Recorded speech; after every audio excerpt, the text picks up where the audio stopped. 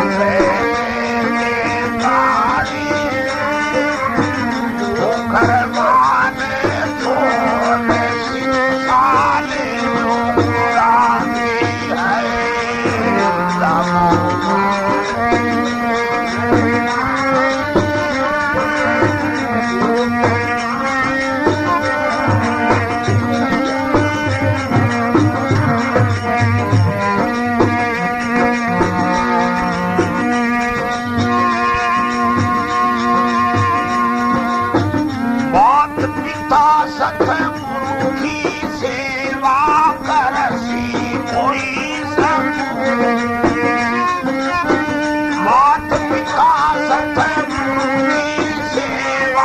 कर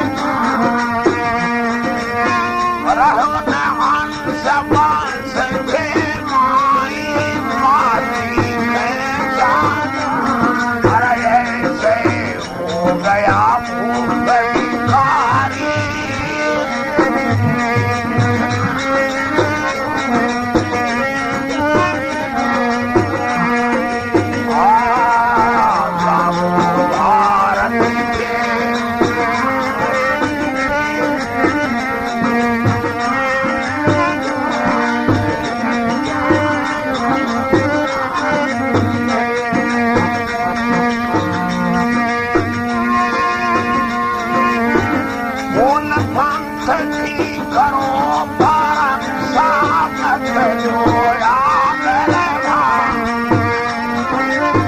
बोल पंथ की करो पारक सामत जोया सब मिलके तुम रखो संपत्ति लागे निगम अरे ऐसे सुधरे जनता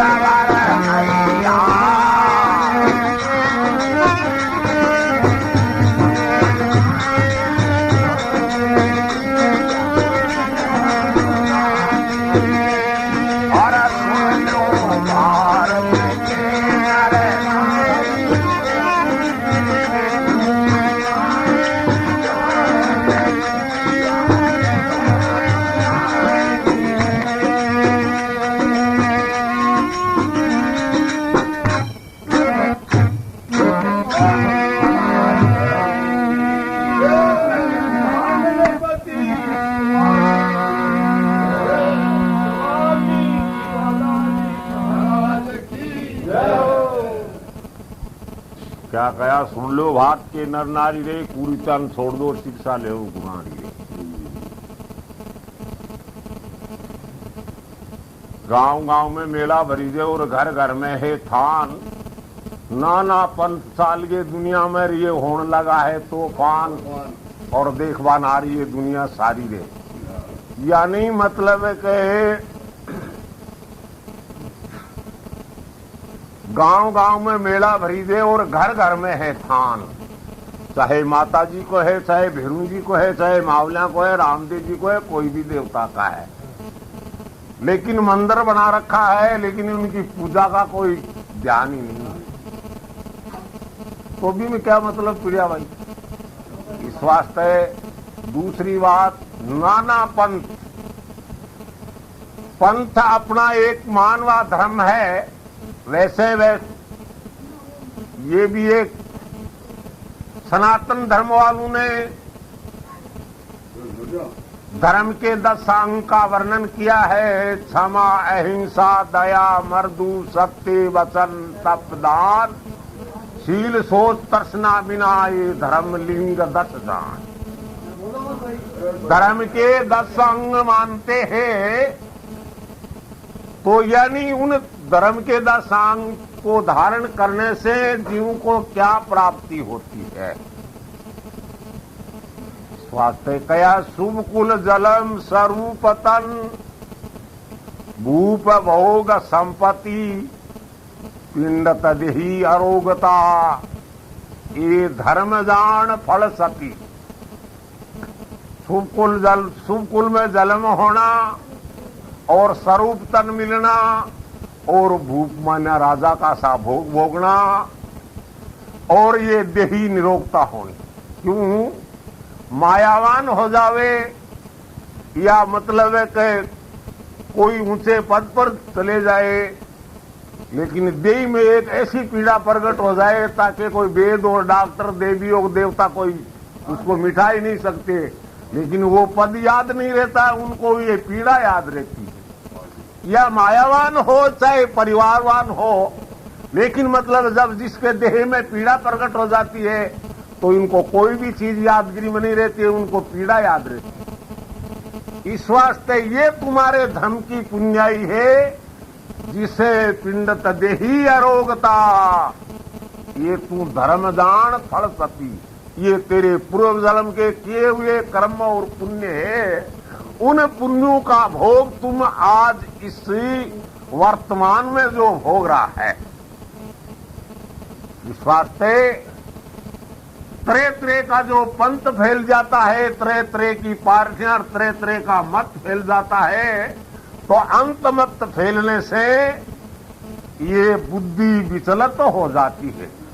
बुद्धि विचलित कैसे हो जाती है कि एक तो कहेगा कि भाई इस नीति का नाम धर्म है, एक कहेगा इस नीति का नाम धर्म है। ये किसी में भगवान प्रकट करेगा, कोई कहेगा भगवान निराकार है, कोई कहेगा भगवान साकार है, कोई कहेगा ब्रह्म स्वरूप है, कोई कहेगा आरूप है। लेकिन संतों ने तो यही कहा है कि चराचर में अंतर्यामी एक ही है, चाहे आप कोई भी नाम से उच्चारण कीजिए, जिनमें कोई फर्क नहीं है। कोई मत वालों ने और संप्रदाय वालों ने कहा कि तुम जब तक इस सार शब्द की सार नहीं लखोगे तब तक तेरा जीव उद्धार नहीं होगा। तो संतों ने जितने भी शब्द किए हैं वे सभी सार के, असार शब्द कोई नहीं है। मेले में आपको मैं जुल सुनाया, गांव गांव में मेला भरी दे, घर घर में है थान, ये नाना पंथ चला दुनिया में रब होने लगा है तूफान। देखबान आ रही है दुनिया सारी रे, तुम पूरी थन छोड़ दो और शिक्षा मान दो गुनारी रे। बेन भांजी कुटुंब कबीलो सब मिल मेले जावे, ये राम नाम ने भूल के फिर गीत ओपरा गावे। अरे गेला है जगह ऐसे दे दे तारी रे, कुकरमा ने छोड़ो शिक्षा मान दो गुरानी रे। नेम धर्म मर्यादा छोड़ी टूट गई कुलकांड। जो आदमी अपने नेमों से और धर्म से गिर जाता है, भी के सामने आकर जाकर के कोई दुख का ही दुखी का यानी भंडार खुल जाता है। ये नहीं जानना चाहिए कि हम हमारे नेमों और धर्म से अगर आप उठा फिर के और कोई सुख की प्राप्ति कर सकते हैं। नहीं, सुख की प्राप्ति कभी नहीं होगी। सुख की प्राप्ति जब ही होगी तुम तुम्हारे धर्म पर और सत्यता पर स्थिर रहेंगे, जब ही जाकर के तुम सुख की प्राप्ति कर सकते हो। नेम धर्म मर्यादा छोड़ी टूट गई कुलकान, रहा नहीं अंश वंश के माई अब माची के चातान। ऐसे कर हो गए बड़े बड़े भूख भिखारी रे, और पूरी तरह छोड़ो शिक्षा ले वो गुरारी रे। मात पिता सतगुरु की सेवा और करसी कोई सपूत। अपने माता पिता की और गुरु महाराज की सेवा कोई सपूत ही कर सके, बाकी तो जिया करे ये आप लोग जानते हो। करसी कोई सपूत क्यों नुगरा नेम धर्म नहीं जाने, आंखें पड़ेला जमा का दूत। उस दिन होगा बहुत दुखियारी रे। अभी तो बेपरवाही में चल रहा है, लेकिन वो उनके सामने ही बेपरवाही की जो समस्या आएगी ने, जब उसको मालूम होगा कि मेरी बेपरवाही का नतीजा आज ये है।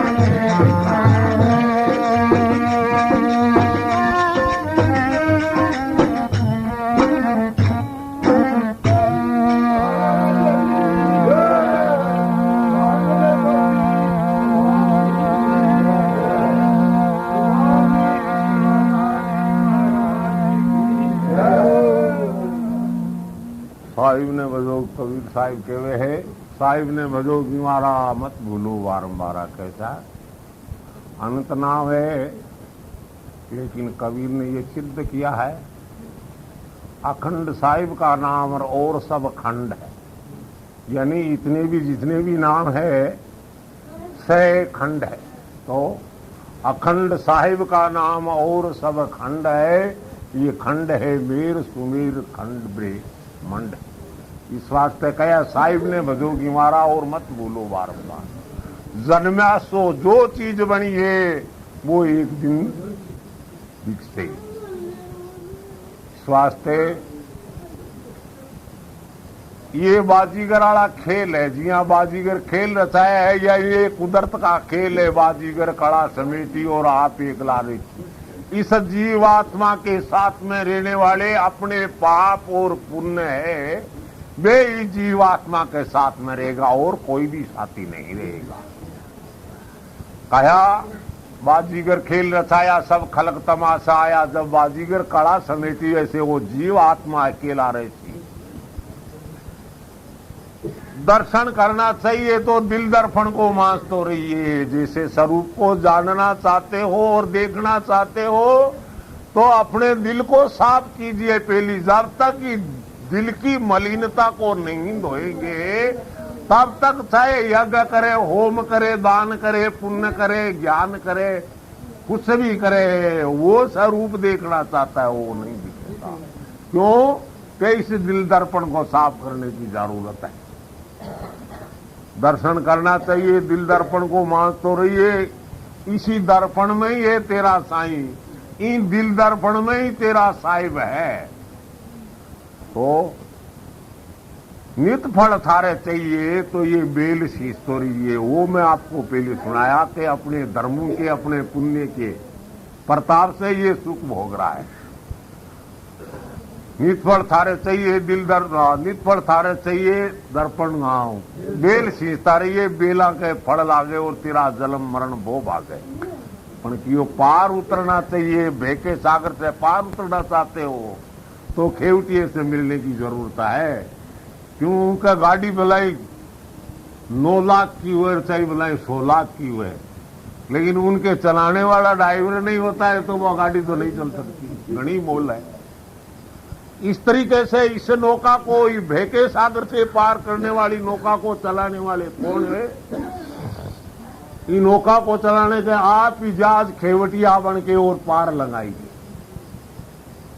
इस नौका को चलाने वाले युगा युग से संति है और संति चलाएंगे। इस नौका में बैठ बैठ करके हजारों खल कुटल पामीर सत्संग कर तिरगिए पापी। कई पापियों का जो उद्धार हुआ है वो सत्संग के द्वारा हुआ है। आप लोग बार बार में सुनते ही हो कि भाई यानी पापों को नाश होने वाली जगह और कोई नहीं है।